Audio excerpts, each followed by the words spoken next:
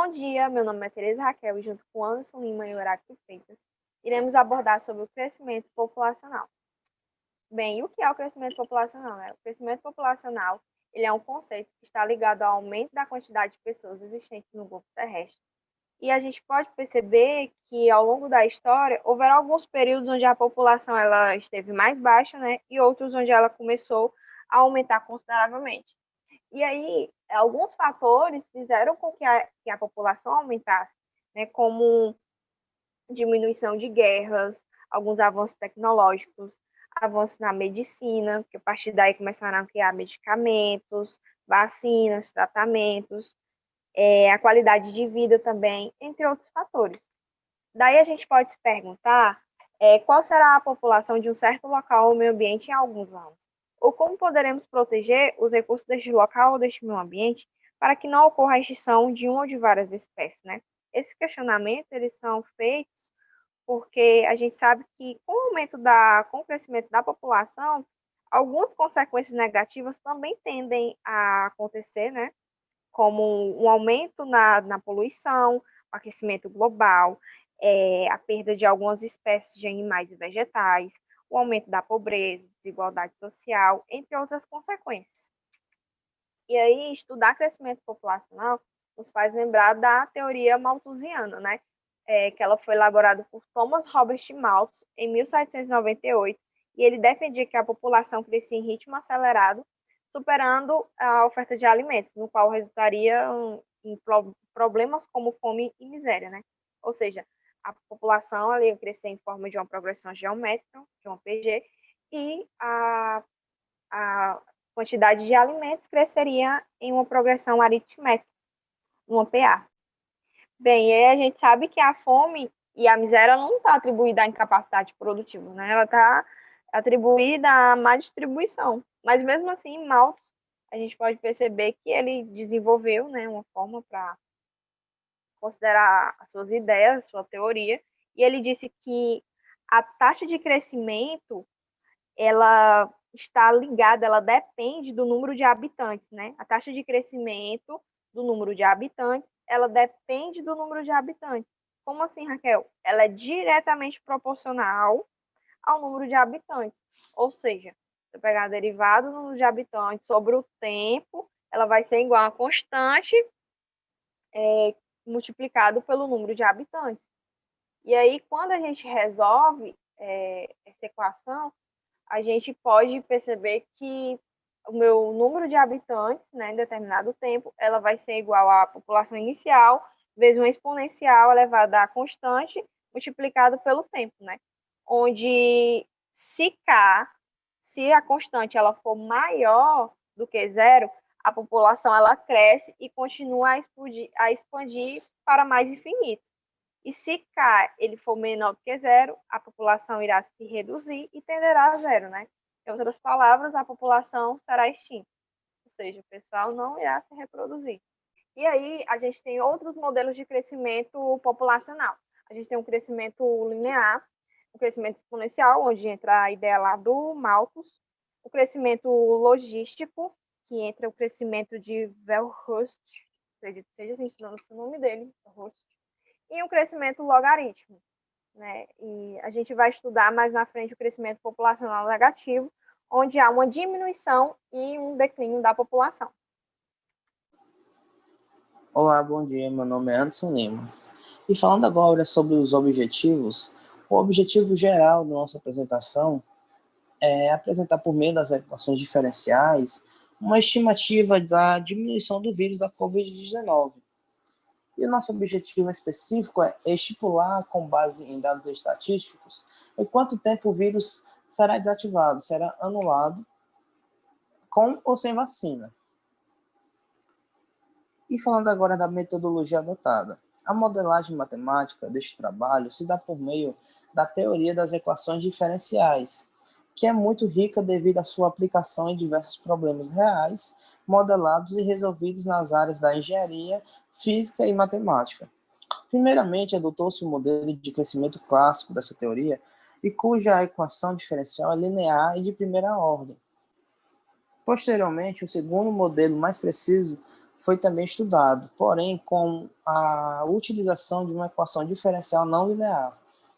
E a grande diferença entre esses dois métodos, fora a sua precisão, está em como calcular as constantes indeterminadas da solução de cada modelo. Na primeira, usa-se uma simples regressão linear com duas variáveis a serem determinadas.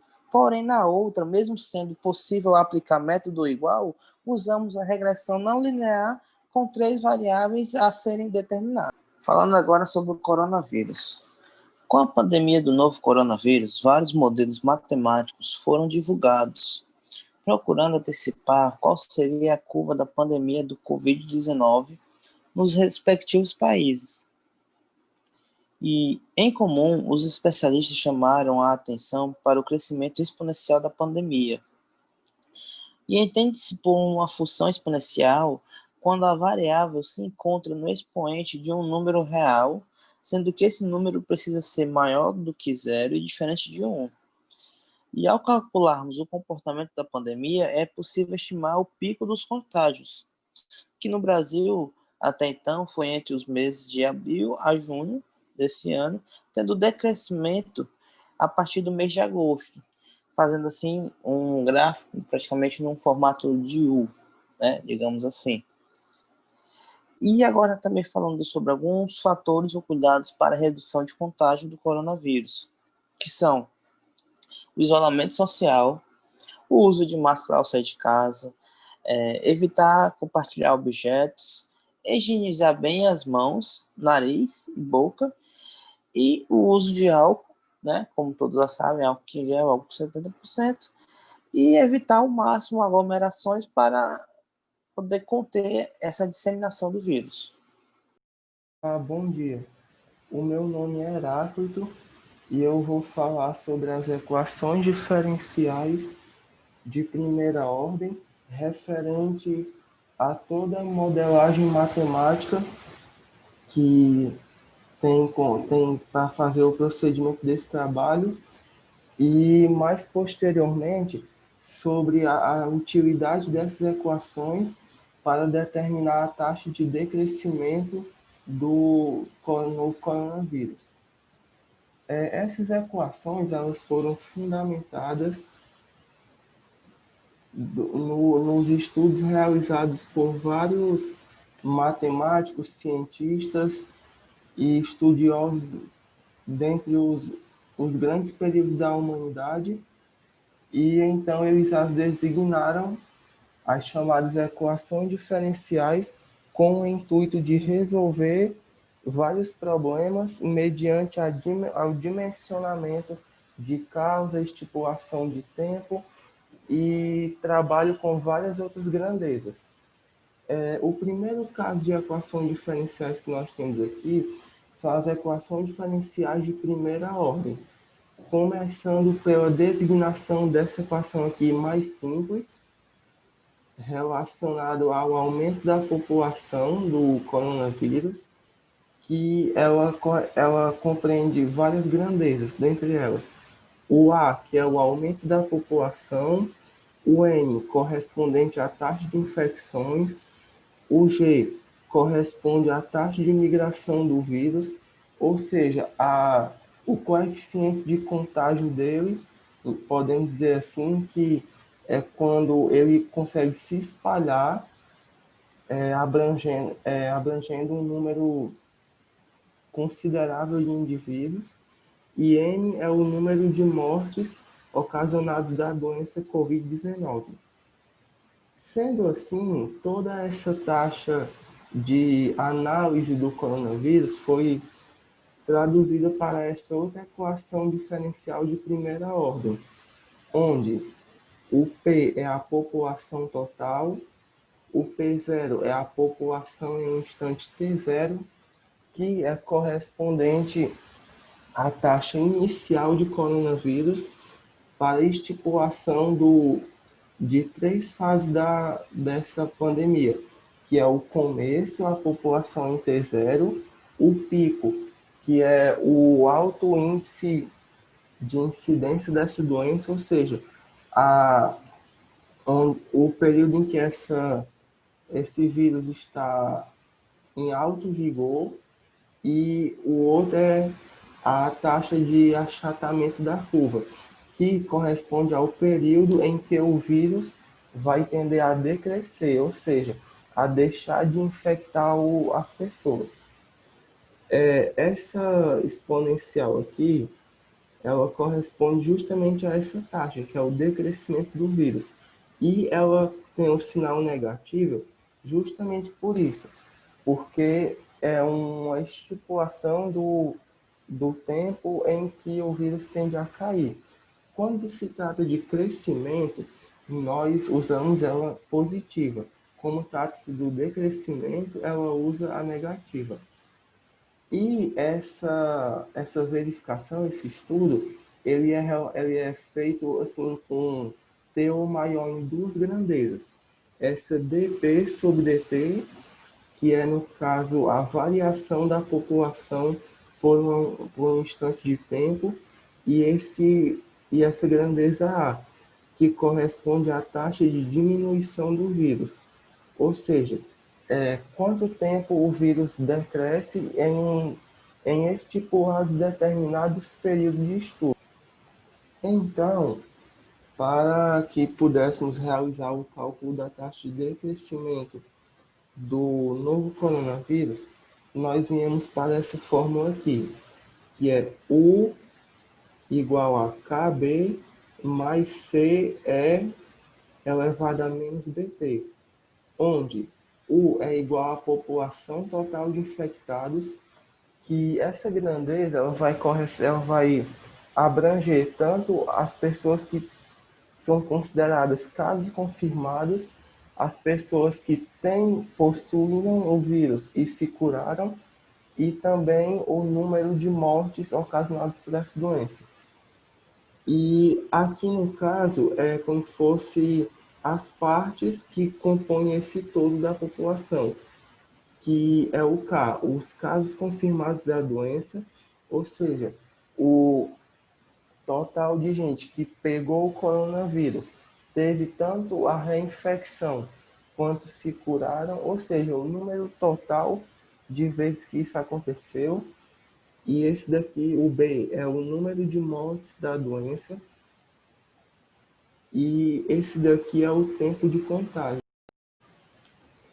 Partindo-se disso, a nossa equipe coletou dados do portal G1, correspondentes até o dia 20 de novembro de 2020. Sendo assim, a gente tem a especificação de todas essas grandezas. 168.141 mortes, isso é a constante B da equação. 5.983.089 casos confirmados, isso é a constante K.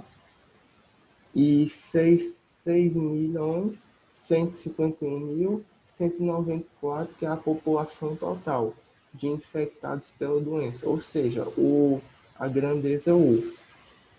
Sendo assim, a nossa equipe fez o cálculo baseado no tempo necessário para que haja a cura ou o decréscimo do coronavírus no Brasil, sem o auxílio da vacina. Porque, como a gente sabe, a vacina foi negociada agora, está sendo negociada agora com o governo brasileiro, e por conta disso ela não está em total efetividade ainda, né? Ainda tem que ocorrer um processo. Então, mediante a isso, a gente escolheu como se fosse uma causa natural para o decrescimento do vírus, ou seja, em quanto tempo estipulado. Caso não haja vacina, a população brasileira vai deixar de conviver com o vírus. Então, traduzindo esses números para a equação achada anteriormente, a essa equação diferencial de primeira ordem, nós temos a seguinte nomenclatura. O T0 ele corresponde ao tempo zero, que se a gente substituir ele sendo zero, a gente consegue destrinchar a equação a gente consegue estipular a equação com derivação relativa ao tempo. E daí a gente substitui pelo período de tempo que a gente quiser estipular em anos. Seja 1, seja 2, seja 3 anos. Se a gente conseguir desenvolver essa equação, a gente vai conseguir determinar até em quanto tempo haverá a cura total dessa doença. Então, aqui nós temos o número total de casos confirmados, foram 5.983.089 casos, divididos pelo total de mortes da doença. Foram 168.141, mais esse C, que é o que a gente vai achar, que no caso é uma das constantes de decrescimento do vírus, o C, e esse exponencial aqui, por ele ser negativo, é justamente correlacionando isso ao decrescimento. E, por sua vez, isso vai transformar a constante C em negativo também. Então, dividindo esse fator por esse outro, dá 35,55. E esse outro fator aqui da exponencial, por ele ser multiplicado por zero, ele vai zerar. Porque é uma propriedade matemática que todo número elevado a zero é igual a 1. Então, formulando o cálculo, a gente tem que a constante de decrescimento é igual a 35,59. Seguindo com o procedimento do cálculo, a gente vai formular essa equação do decrescimento com base na variação do tempo, isso em anos. No caso, nós pegamos a constante, tanto de casos confirmados, quanto de mortes ocorridas, e dividimos uma pela outra, dá essa constante aqui, negativa porque se trata do decrescimento. Por ele ser negativo, essa daqui que antes estava negativa, 35,59, ela vai se positivar e vai ficar elevada ao menos o número de mortes vezes esse T aqui, que é o tempo que a gente vai estipular. Então, traduzindo e fazendo as operações matemáticas, nós ficamos com essa equação aqui. 35 menos 35,59 mais 35,59 exponencial de menos 168,141t. Traduzindo para o período de um ano, porque se a gente entender o decréscimo desse vírus no próximo um ano, ou seja, no primeiro ano que a infecção, ou seja, a curva que ele tende a diminuir durante o período de um ano, a gente tem a compreensão de quanto tempo isso em anos também vai restar para que haja o decrescimento total da doença. Sendo assim, substituindo onde tem a parte T por 1, essa parte que ficou 35,59, e essa parte daqui, da exponencial, multiplicado por ela, deu 2,96. Quando a gente estava em procedimento de cálculo, a gente teve que meio que repaginar, ou seja, fazer passo a passo, porque a nossa calculadora ela não aceitava traduzir a função direta. Então, nós fizemos passo a passo, tiramos a exponencial desse número e multiplicado por esse 35,59 deu esse valor, 2,94. Sendo assim, fazendo a subtração dessas grandezas, considerou-se que a taxa de decréscimo do vírus em um ano deu 32,64%. Partindo-se disso, agora nós podemos entender o decréscimo total do vírus com relação ao item descoberto no cálculo anterior. Aí nós consideramos esse valor e podemos fazer uma regra de 3 simples para descobrir a estimativa de tempo necessário para esse fenômeno. Aí, sendo assim, 1 ano equivale a 32,64, aproximadamente 33% da taxa alcançada de cura. No entanto, para que ela seja atingida em 100%, nós precisaremos de X anos. Então, esse valor vai ser igual a 100 dividido por aproximadamente 33, que dá no aproximado também o equivalente a 3 anos, que é o necessário para decrescimento total da desinfecção do vírus, isso sem a vacina. Bom, e então agora eu quero agradecer, né, aos colaboradores desse trabalho. Primeiramente, quero agradecer a Deus por nos dar a oportunidade de realizar esse trabalho, realizar essa pesquisa e apresentar. Agradecer aos meus amigos por todo o empenho que eles tiveram, né? Toda a vontade de trabalhar, de fazer esse trabalho acontecer. E ao nosso professor Valdo, que nos orientou muito a fazer esse trabalho, nos ajudou sempre que preciso, se dispôs para explicar as equações e verificar as nossas dúvidas.